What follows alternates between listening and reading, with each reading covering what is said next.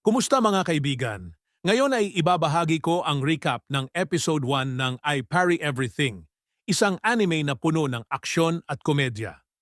Samahan niyo ako sa paglalakbay ni Noor, ang adventurer na may natatanging kakayahan sa pagpari ng lahat ng atake.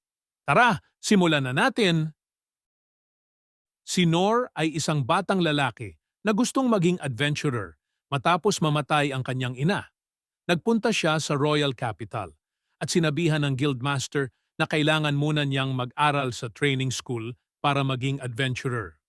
Matapos ang mahaba-habang paglalakbay, narating niya ang Royal Capital at nagpatala sa training school na pinamumunuan ng Guildmaster.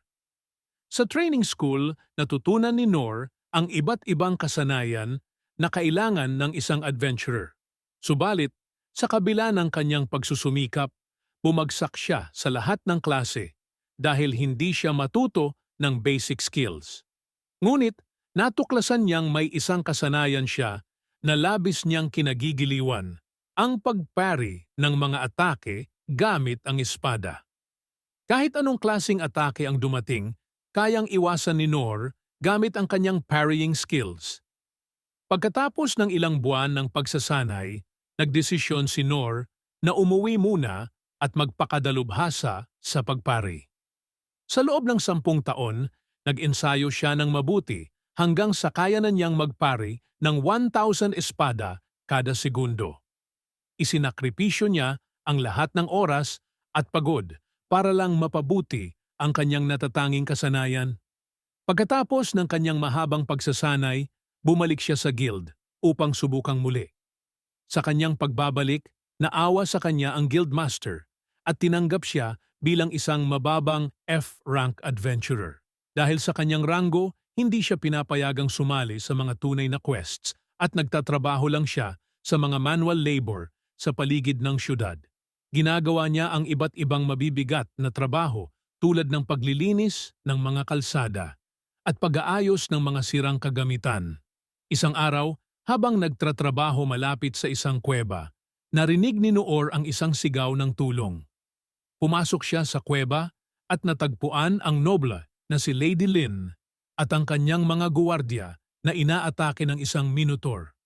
Karamihan sa mga guwardiya ay patay na, kaya't pinrotektahan ni Noor si Lin gamit lamang ang kanyang parry skills.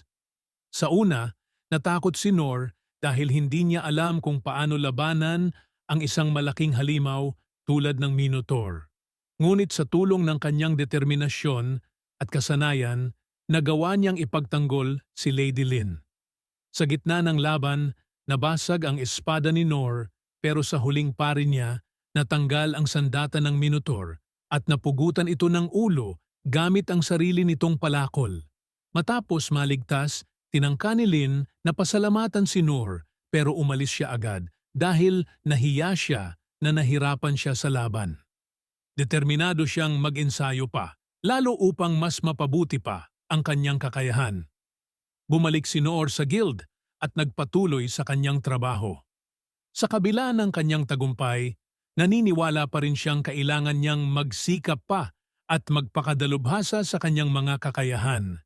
Hindi siya nakontento sa kanyang nagawa at patuloy siyang nag-ensayo upang mas maging malakas pa. At diyan nagtatapos ang recap ng Episode 1 ng I Parry Everything.